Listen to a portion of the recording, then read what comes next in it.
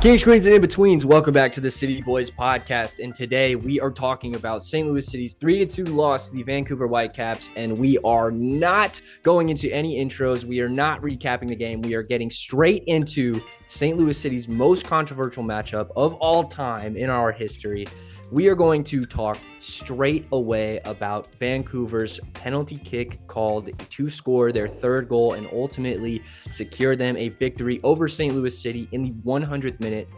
Fellas, we have a consensus on this podcast, how we feel about what happened. Who wants to go first and give their breakdown of their opinion and the penalty kick? Jacob, you Sure. start it off. Sure. I think it also needs to be said that just like we have a consensus, and for anybody that has any sort of disagreeing take on this, um, respectfully, you don't know ball. So you might feel better just clicking off the episode because you're not going to want to be here for what's about to take place over the next 10, 15 minutes. With that being said, for those of you that stuck around, thank you. We appreciate you. Yeah, this penalty call is bullshit.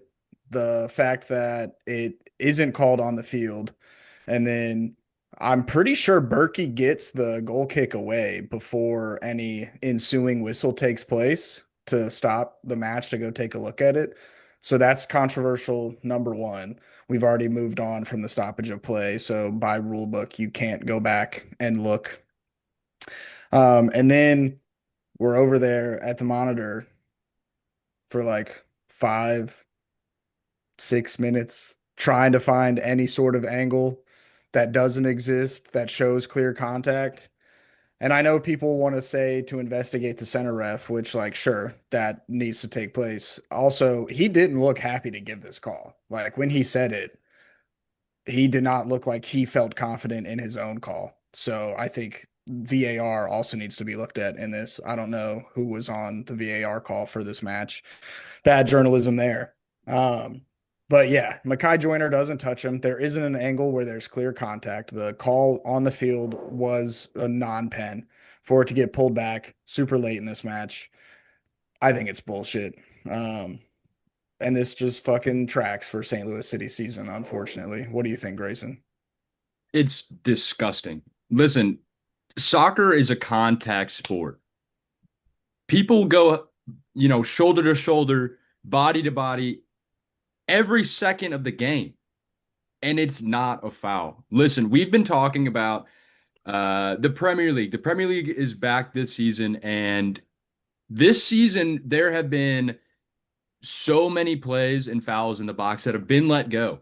Respectfully, these have been honestly some pretty wild calls. I think the one against Arsenal and Man United the other day was pretty wild to be let go, but that was like 400 times more contact than what happened here. I feel so bad for Joyner. Honestly, I hope he's not beating himself up over this because he doesn't deserve it. He had a great game. It's just disgusting that refs will reward players for doing stuff like this, running in front of a defender. There's no reason that this should ever be called a penalty. It's so soft. The player who gets tripped up, if you run in front of a player and stick your legs back, you're gonna get tripped. That's how it goes down. The ball is going out of play. It's not through on goal. It's just disgusting. And that this happened multiple times this game where there was taking way too long in the VAR box looking for something. Chris Durkin almost got a red card for an elbow thrown earlier the game that took about 5-6 minutes to go through. 15 minutes of extra time again is absurd. I'm fuming with the Pro Referees Association. There really needs to be an investigation into this, into what goes down. I'm fuming. I can't wait for MLS to try and talk their way out of this one. And it's honestly disgusting because probably nothing will happen. Probably nothing will happen. Nothing will come from this. Most likely, MLS will somehow come out with a statement that says, the referee's right. Referee made the call. VAR reviewed it. So It's right. They'll find a way to just, brush it under the rug, let Vancouver take the win. Um, and yeah, we had talked about this to Vancouver, honestly, not really hard feelings. Like we kicked your butt. So congratulations on a very earned win, guys. Good dub there. Um, I will say there was a couple Vancouver fans that reached out and said, sorry, and that they didn't deserve the match. Respect to those guys, really are. Good footy fans, they know ball, they know what it's about. They're good people. But to some Vancouver fans that are saying that this game was the correct call because it was needed and deserved. That's the quote I saw on Twitter today, was that Vancouver got this call because it was needed and deserved. What world are we in? Yeah, I'm gonna hop on the bandwagon here, fellas, and agree that I do not see anything that resembles something that looks like a penalty kick in this run of play. If there is contact between Mackay Joyner's leg and their attacker player's leg, then I will concede that it would be a penalty if there is contact. However, there is no clear and obvious camera angle that demonstrates that there is contact. There's no change of Mackay Joyner's stride that demonstrates that he ran into the Vancouver player's leg. So for me, this is never going to be a penalty kick. I am really, really frustrated because, like Grayson said, there's probably going to be no explanation from the MLS on the matter. From Manuel Vet on BlueSky, excuse me, the reporters are able to submit a question to the Pro Referee Association after the game, but it's all done electronically and done 10 minutes before the game ends. Guess what? If there is a last minute penalty in the 100th minute, that does not allow time to submit a question on this penalty kick. So essentially, journalists were not able to question the Pro Referee Association to get an answer out of them and an explanation on this penalty kick, which makes it all the more frustrating. I completely agree that it's super disappointing that this needed to go to VAR, especially due to the fact that we were already past that run of play. Like Jacob said, for me, there is nothing redeemable about this penalty kick. I'm not going to be on the bandwagon that the league is colluding to sabotage St. Louis City or get Thomas Muller his first goal for the league. I don't think that's what happened, to be clear, but it is really, really frustrating that it seems like there was a lot of inconsistent refereeing in this game and that St. Louis City find themselves extremely hard done after a very good performance on the road against one of the best teams in the MLS this season. So for me, that's what compounds all the frustration on this bad call, is that St. Louis City finally have a chance to get out of Vancouver with a point. Roman Berkey plays great. I think that our attack is firing on all cylinders, all for the main storyline of this game to be a very controversial no call. Essentially, the fact that this gets brought back for review is incredibly frustrating. And frankly, it's probably one of the softest penalty kicks you will see in world football this season. And before we move on into other controversies in this match, I would like to point out an event that happened quite some time ago. But if you bring it back to St. Louis versus Inter Miami, if you remember that wonderful match that we ended up, I think, drawing in the last second thanks to a Luis Suarez goal. If you remember, Luis Suarez trips our player. I think it was Hebert or Kessler. I don't know. It was so long ago, but I will play the clip here. It is identical to what happened tonight, and it was no call. Just once again, the league's inconsistency, just somehow always finding St. Louis on the wrong end.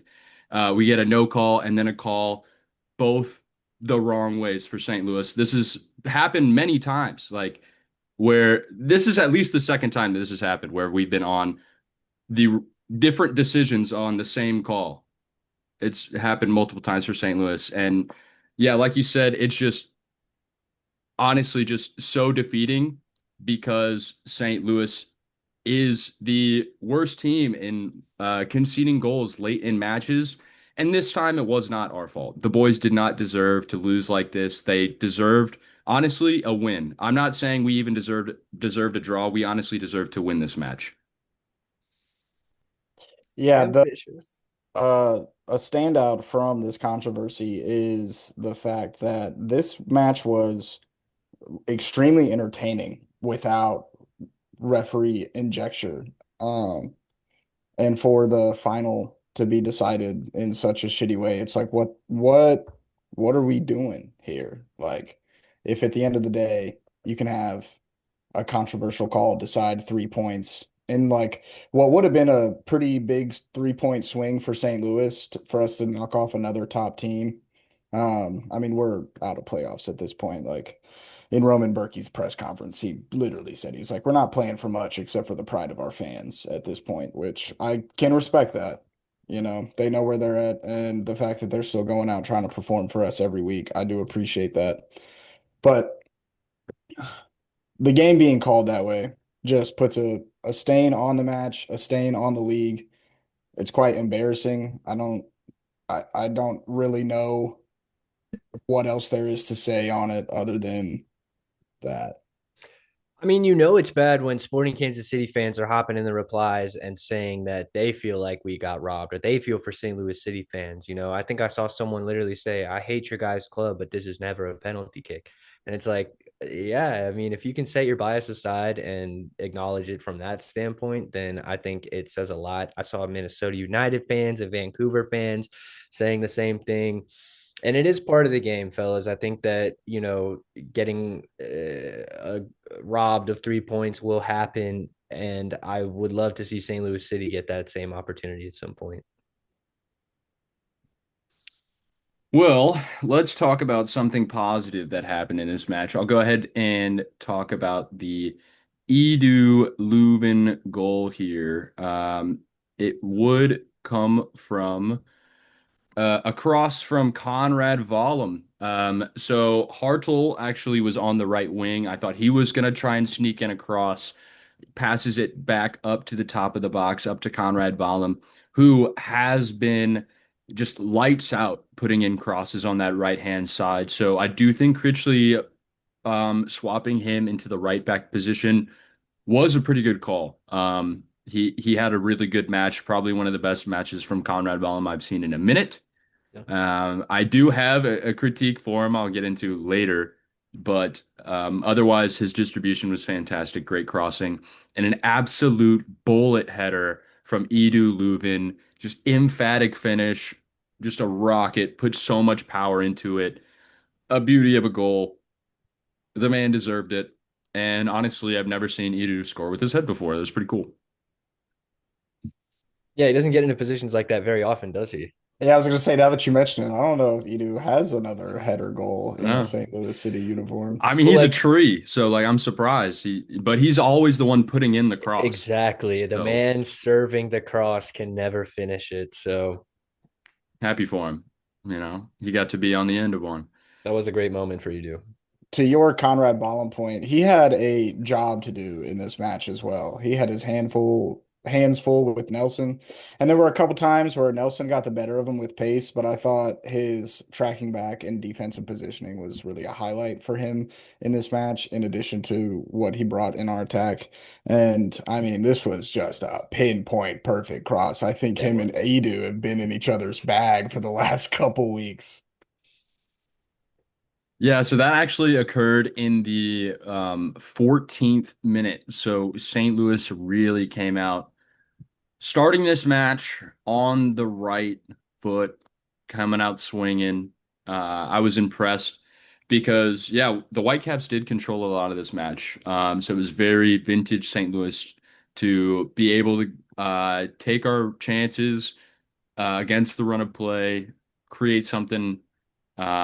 And yeah, I thought we did look good when we did earn possession of the ball. We were able to put a string of passes together and push up the field. I think that really has come from uh, letting this starting 11 just really hang in there. We have our midfield spine together.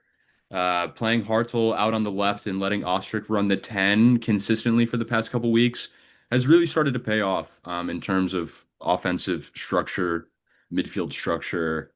It's starting to pay off. Another decent game from Durkin. Um, I still want to see more from him.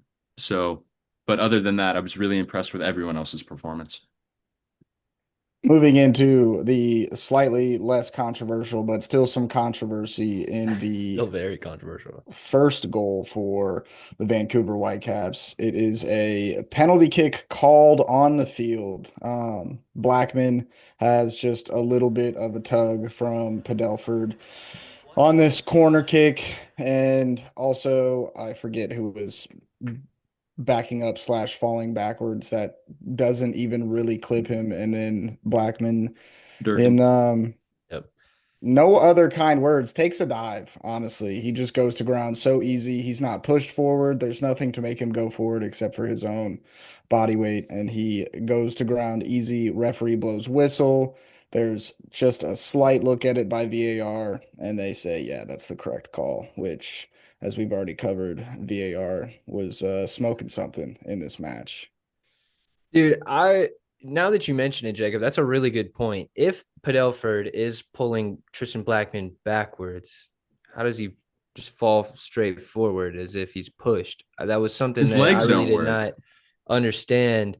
And I did so when I saw this call initially, I thought they were calling the Chris Durkin like Falling flip, but backwards. if a player is falling backwards, it is astounding to me that you can call him for a foul.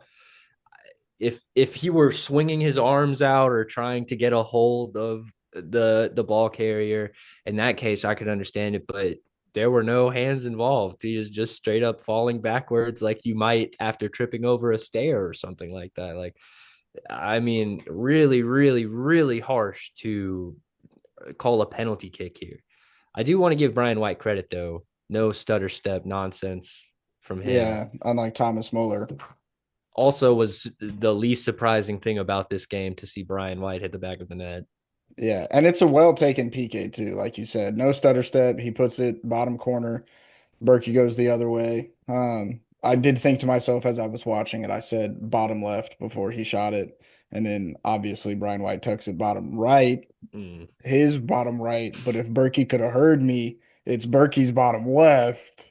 So I'm like half right on the call if you want to give that to me. But yeah, tucks it away. Undeserved goal. One of three undeserved goals in this match. Also, not during run of play. So, would like to start shouting out our defense right now with not conceding a single goal during the run of play. It's just Missing these are grown men. This is the top flight league in America. Grown men, and you're falling over like that. Like this is why people around the world don't take MLS seriously because of moments like these. I'll say that I want to reiterate Jacob's point of giving our boys in defense credit here because it's essentially on the stroke of halftime and we are maintaining a clean sheet up until this point, and to concede a penalty that's not really your fault is tough, especially missing Falou Fall, who apparently had visa issues going into this game. The story on that, shout out to Jeremy Clemens on X for finding this, is that apparently everything to do with his visa was sorted out and completed. It just hadn't arrived in the mail. Literally just a shipping issue. I So did I did see Shout people out saying investigate FedEx. that. And I was like, I don't know if we can investigate that. Like the MLS is like, hey, FedEx, hold that. Yeah, Falou Fall is going to make a huge difference in this match. We can't have him there. Lose that envelope, bro. Now that is a conspiracy that I will get behind, the Falou Fall visa.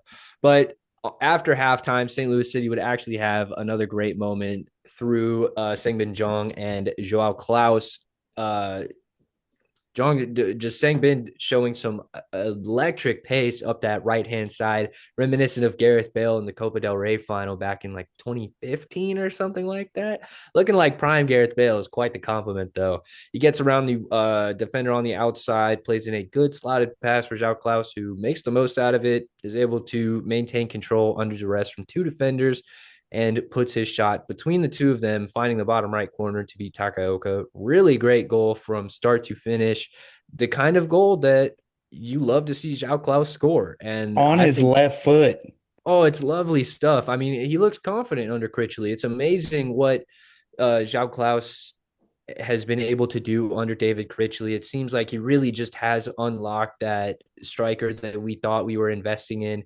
And it's great to see him in this run of form. It's unfortunate that it's not amongst a better season, but I love to see Klaus contributing on the score sheet as well as Sang-Bin Jung.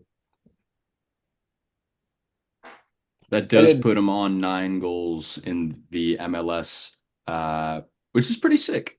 That's pretty sick. That's a good number to be at. We're getting to the levels that we want Klaus to be at, which is like 15 plus. So we're getting there, you know. He's got enough games to do it too.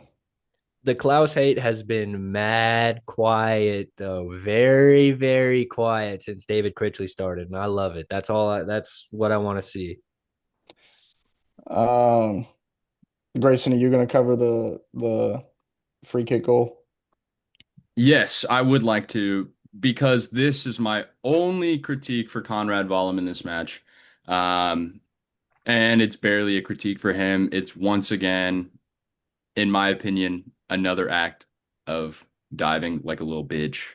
Ahmed, the Vancouver Whitecaps left wing. Nah, you mispronounced his name. It's little bitch ass Ahmed. Little bitch ass Ahmed. Balls rolling out of bounds, in my opinion. This is my critique for Conrad Vollum, is the ball, to me, looks like it's going out of play, and Vollum just puts his hands on him, and that's all you need to let him dive. That's all you need to make it look like it's a foul. It's not a foul. He barely touches him. Ahmed is a little baby boy and forgot how to walk. So, yeah, sadly, that the tiniest of mistakes would put Vancouver in an ideal spot to whip a ball in. Honestly, I'm disappointed that we could not get ahead on this cross, because I know thought why. I could tell you why, but go ahead. defensively, I thought our defenders had been so good in the air recently. So that was frustrating. And I think Fall could have gotten to that. So, but what were you going to say, Jacob? So I'm pretty sure it's Mackay Joyner who's trying to stay with Rios, who's doing a bunch of jostling back and forth. And you want to talk about contact in the fucking box on this game. Rios has his hands all over Mackay Joyner, who's like 170 pounds soaking wet. He's able to literally push and pull Joyner away so that he has a free run into the front to flick the ball on into the back of the net. And that's not looked at. I don't know how you can have all this fucking contact in the box in this match, and it's okay when an attacker does it in an attacking box, but as soon as a defender fucking does it, we're calling 2 penalties against.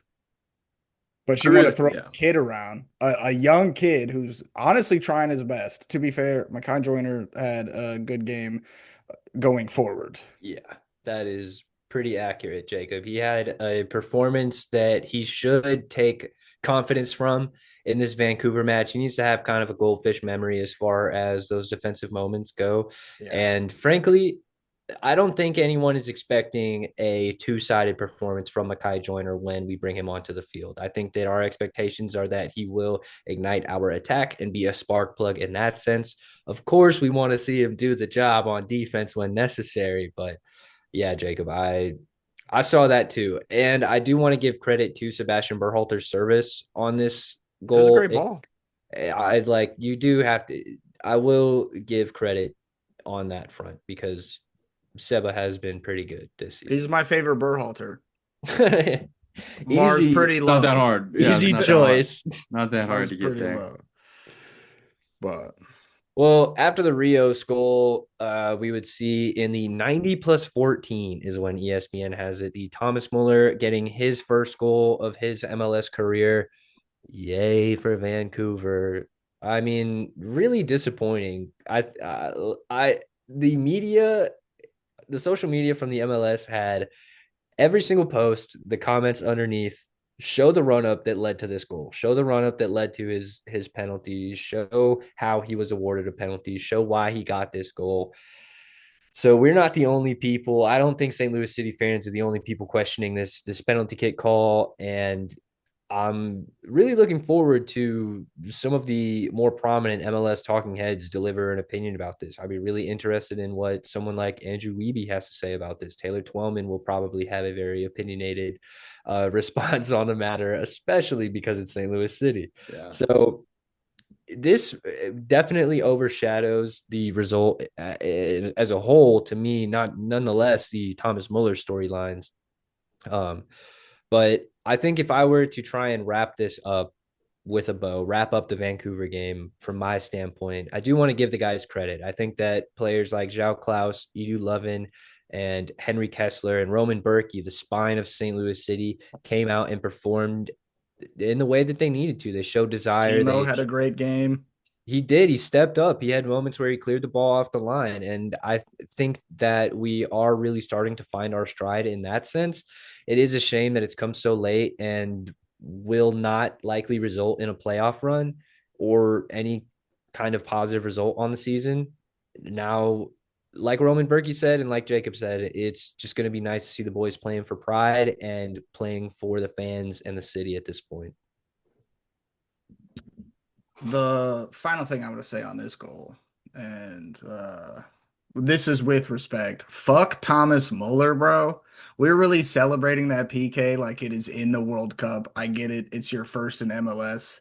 But with all of the bullshit that led up to you being able to take the PK, why are we screaming like that, bro? That is not class. That is unsportsmanlike conduct. 15-yard penalty on the play. Pull the goal back. It's a goal kick. Fuck you, Thomas Muller. Embarrassing, honestly. They need to investigate Thomas Muller's German roots. We need to see where that really takes place.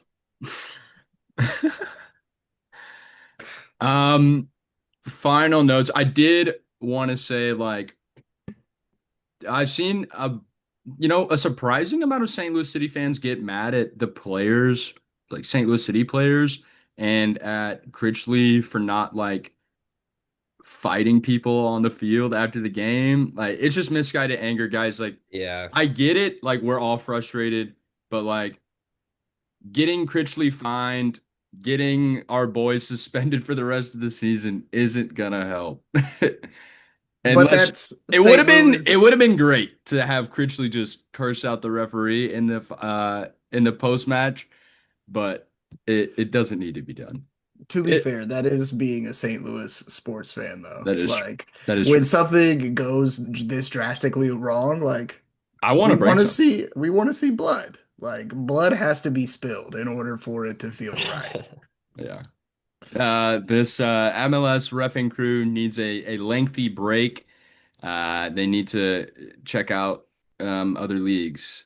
I heard, my middle school league, we need some more refs. So hit me up. We play on Saturdays. I would not let that guy near my middle school league. Yeah, it sounds like your Saturdays are free. So you know who will fist fight on the sideline as a coach? Grayson Knight. Well, after the Vancouver Whitecaps result, boys, we sit in 14th in the West. I think we're like 27th or 8th in the Supporter Shield standings. We have 21 points after 27 games played. Very shocking stuff from St. Louis City. We are within 3 points of Sporting Kansas City right now, but it's fair to say we are still wooden spoon contenders. It could happen. It very well could happen. I think it will. Maybe. I think it's just DC and LA that are underneath us in that. DC or Montreal might be level with us on points. I just had the table up, but it's not a good look. Ooh, Um, do you guys want to talk about who Klaus has more goals than? Because Messi. one name, Christian Benteke. oh my God. You mean the Hell guy who doesn't yeah. play in the MLS anymore, Christian Benteke? Yep. He has 8 goals. So Dude, what Klaus a is shame, gone. dude. That prediction was ice cold for at least half of the season. Listen, I just said he wasn't going to match what he did last year, which was 25. All we wanted was 20 plus. I don't think that's super ambitious. Eight How many goals goals. has DC Eight scored this season? goals sounds like pretty far off from 20 Oh, plus. they've only scored 24 goals this season, DC. So That's crazy. He literally has a third of their goals this year, and he doesn't play Dude, on the team anymore. how are we getting the wooden spoon, bro? How many goals do we have? 31. So more, but less than the LA Galaxy. Like Yeah, it's true. not good, dude. Yo, the Galaxy last night, this is off topic. The Galaxy played a very rotated Galaxy side and beat Colorado 3-0. It was pretty nuts. Saw that my boy Elijah Winder scored. Did he really? Oh, your Sure boy. did. Yeah, that's Yeah, I cool. That's cool. mean, Y'all are besties? You guys should start a podcast. I'll say that the only team that St. Louis City has scored, or that has scored less goals, is Austin this season. I guess actually there's a couple, but Austin is sitting on 26 after spending like 35 million on their attack. So I will take St. Louis City's goal total any day. Anyways, fellas, we ready to get into Kick Clash and finally wrap up this Yes. Vancouver match? Yes, please. Sure. Because I think that at least I am going to get some punches back in this segment of Kit Clash because All right. I'm not a fan of this Vancouver kit at all, fellas. This does not hit home whatsoever for me. I think it's fine. It's very Vancouver. It's just kind of basic. Let me pull it up here. Pretty spot on, Grayson. And for that reason, I'm going to go for a 7.0, because there is really nothing significant that stands out to me about this kit. Yeah, The colors, I do like the color scheme. colors are nice. Fucking tell us about it. I'm looking back through the years of all the Vancouver Whitecap kits, and I'm yet to see anything where they took a risk. Like it's all They have a Jamaica inspired kit. I don't know if it has ever been worn on the field, but it looks pretty fire. for what? I don't Jamaica. know. Jamaica's not in Vancouver. I'm looking at the pictures on Google right now. Hold up. Vancouver, Jamaica kit. Yo, that's tough. Yeah, that's what I'm saying. It exists and it is cool. It exists and they've never worn it. It's their 2025 Black History Month kit. That is clean. Damn. That is so nice. That's, Wear that's that an every easy week. 10. That's a 10. That's a Easily. 10. This That's is fire. compared to that. Now that I know that exists, this is getting a 2. Like what the I'm hell? such a dumbass. Their Jamaica kit, LOL. It's their Black History Month kit, Jacob. Not quite. Nice, dude. Not quite. Oh, that one's on me. I apologize. Yeah, no, their home white kit is fucking terrible. Also, their field looks like shit. So, Yeah. That's the uh, worst thing about the club. That field is atrocious. You look like you're I'm playing at the Seahawks stadium. I'm giving this kid a 1 because they didn't actually score any goals from the run of play, so they don't deserve anything from me. I'm down with that. I'll give him a 2.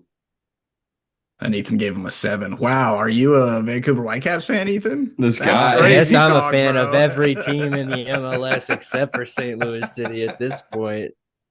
Golly, you give a decent rating. Yeah, honestly, fuck Vancouver. I'm giving them a 1 just because I hate the result of this You know game. what? Hey, actually, Let's do a kit clash with the refs kits from this week. 0, -10. My all-time least favorite.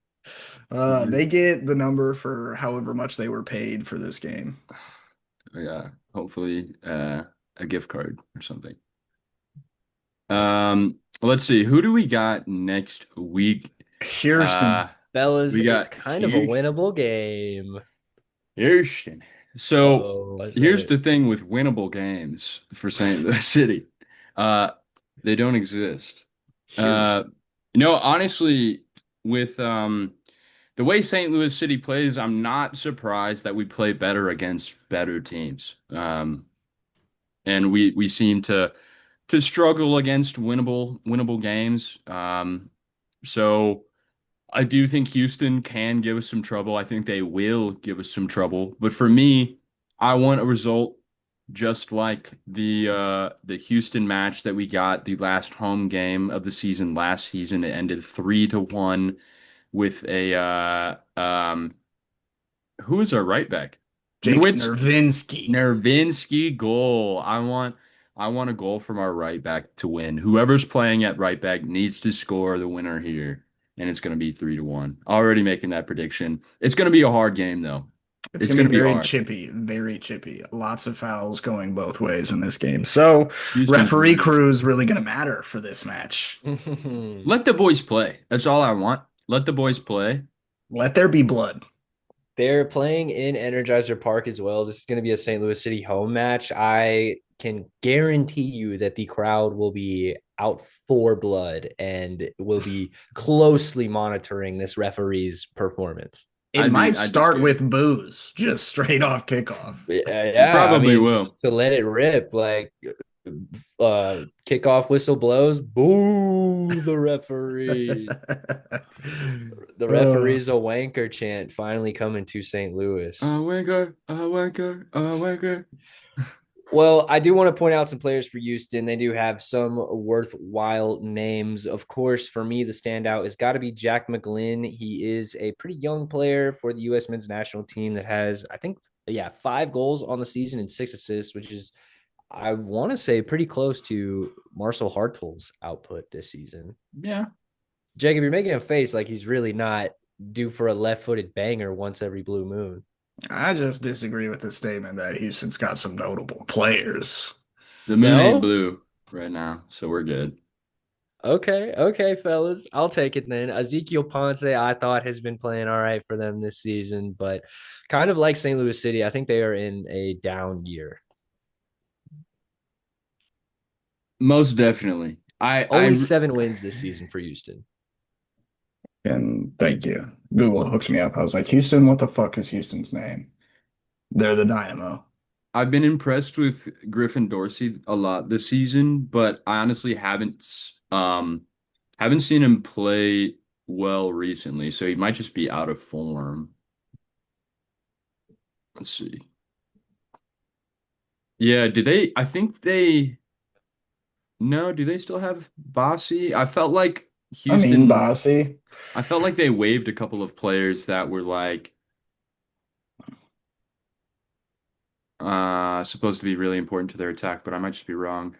Amin Bossy is most definitely their most disappointing player for them. I'm pretty sure he's one of their DP signings that has 3 assists and uh and 2 goals.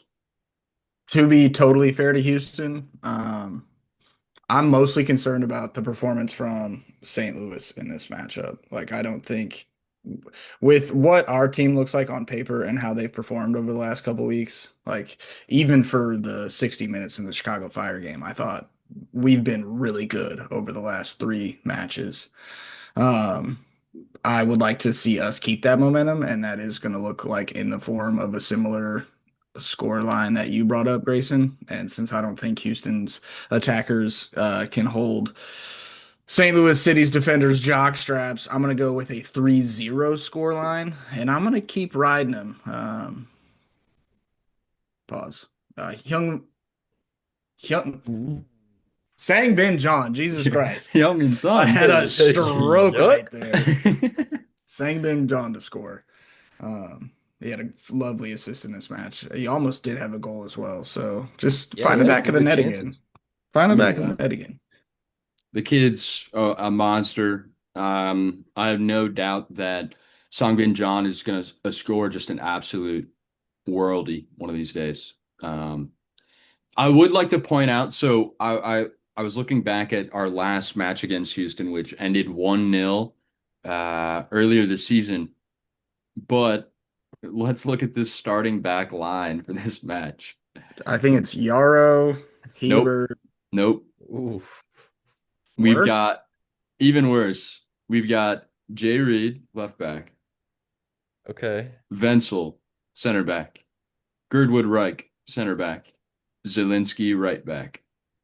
I think this was a match in when we thought the defense played really well. Our attack was just tragic.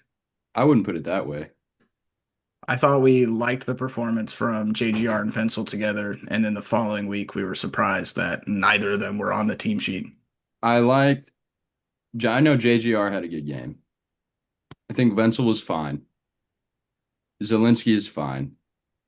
But our midfield was god awful. Morales was injured in the first 15. Mm. Volume subbed at halftime.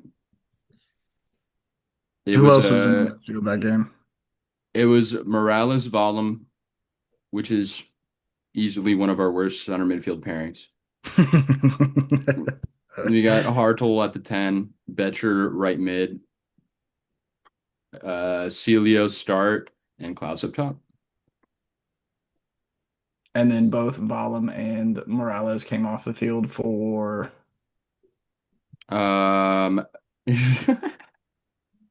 Oh, Akil Watts, Thomas Totland, Cedric Twiker came on at half.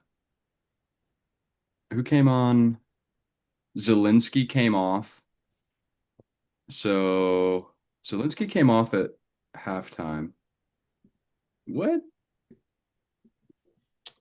Zonde Silva got minutes in this game. Zonde Silva came on in the 67th. I don't know who came on for who, honestly. We still Well- had Giannis Horn at this point as well. RIP. He's not sounds like not our best 11 showed up to Houston that week. That's the point. What I was trying to get to is the starting 11 that we have now, the way that we're playing, the form that we're in.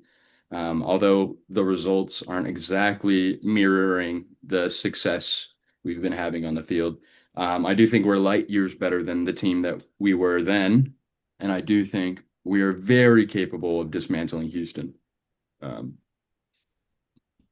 Well, since I haven't got to submit my prediction for this week, I am going to say a 3-0 victory for St. Louis City. Houston have not been able to maintain a clean sheet at all this month. So I think that really favors St. Louis City, whose attack has been firing on all cylinders this month. And I'm going to pick Joao Klaus to score if he hasn't been claimed. He has not been claimed yet. I did pick a goal scorer. I said whoever's playing right back. So I guess I could pick. That's like 4 possible people. Okay, so in that case, I have to get it right. I'm gonna say that Yaziel Orozco is gonna get another one. I don't think he starts as right back though. Me I think either, Conrad yeah. Valem is gonna get right back, but I do think Orozco comes in late like he did this week, and I think he gets a goal. I was going to say I wouldn't be surprised if Orozco starts, not because I think Conrad Valem has had any bad games, just the Latin influence in the defense going against a pretty Latin influenced side. It And wouldn't surprise Orozco me if can he's play out there. both wings too. He could play left back or right back. So I you're don't. really just dipping in all sorts of positions and players. Well, I'm just saying. Pick somebody, man. It's Orozco. I'm saying it's gonna be Orozco. He can play any side of the field. He will be on the field at some point when he scores. If he Cool. wants to score from the bench too and they count it, that's fine too. He just I has a would be crazy really throwing. impressed. Wicked throw. Actually, a Padelford throw-in goal would be very nice. It's on the cards. That man's got some arms, dude. That kid's got I some love that long throw. crazy throwing ability. I kind of hope we pick him up for next season, even like whether it's on loan or we sign him full time. Just like that ability in its own unlocks another set piece opportunity for the team. That's pretty like there's not a wall that's going to stand in front of a throw in. Like that's just committing too many defenders to a guy who's going to throw it over it anyways. Um, so yeah, more on that towards the end of the year, but. I want to make one quick comment on Devin Padelford. There was one thing about his game that I wasn't the biggest fan of when we first got him, and it was his cleats. And I couldn't understand why they were bugging me so bad until I saw the referees wearing that same colorway of cleats. I think he's since changed the color since he's arrived, but at Was he first I was going? feeling Was he going full black boot? Which no, I no, no. love. It I was love a like black boot. it was like the neon green colorway that had like the same color as like the referee's socks. It was not a great look. I wasn't a fan at all. And I think for that reason, I was skeptical about the player at first, but I've really come around on Padelford. His boot game has improved, as has his soccer abilities. So I agree, Jacob. I hope we sign him as well. Ethan was judging a player by his drip. Fair. Listen, I was on TikTok the other day and someone was like, rate my boots. They were wearing Skechers. I was like, dude, this is crazy. You were This is not Harry crazy. Kane, brother. The game's gone. The game's gone. This is quite off topic. Do you guys remember years ago when they were trying to come out with a cleat that had a flat toe Yes. with like extra rubber Yeah, in the dude. toe so that you could have accurate toe bombs and toe pokes? I feel like Oh, those would make toe pokes less accurate because I feel like it's just coming off that like edge. But honestly, like I feel like that would be pretty lethal. The toe poke is dangerous. I think it'd be lethal to get hit in the shin by it. Oh, that too. That Screw too. the ball. Imagine that thing catching you it's a underneath the shin hammer. pad, bro. Pow. We're fighting right then and there. I'm standing up on one leg and throwing hands. Hopping around like a hockey player. Uh, Yeah, any final notes, boys, from this match day? Just a lot of pain, honestly. Um, City actually, fans out there, feel free to rant in the comments. I'm here to listen to you. I'll listen to you. I'll be replying to most anybody that comments as well. So if you have hot takes on it, just expect it to get flagged for bullying, and also I'm going to reply to it as well. uh, I think the last thing I want to say is shout out to Tom Franklin, who was up at this game in Yep. Vancouver, and it completed his Four Corners trip. I think he went to a game in like Naples, Florida, up in Maine, somewhere in Southern California or Arizona, and now Vancouver. Like an unreal soccer journey that he took place on this year. So yeah, just shout out to Tom. I He was also made two appearances on the national broadcast. Yeah, I was Well just about to deserved. say he had a Well positive deserved. one after the goal, after Klaus's goal. We got a little celebration clip, and then sadly we got the post-game clip, where you can actually see him recording his video, post-match. Um, and yeah, honestly, I just want to give Tom a hug. Like after knowing that he was there in person to see that live, like I'm sorry, buddy. Like you didn't deserve that. Pain. Let her rip, Jake.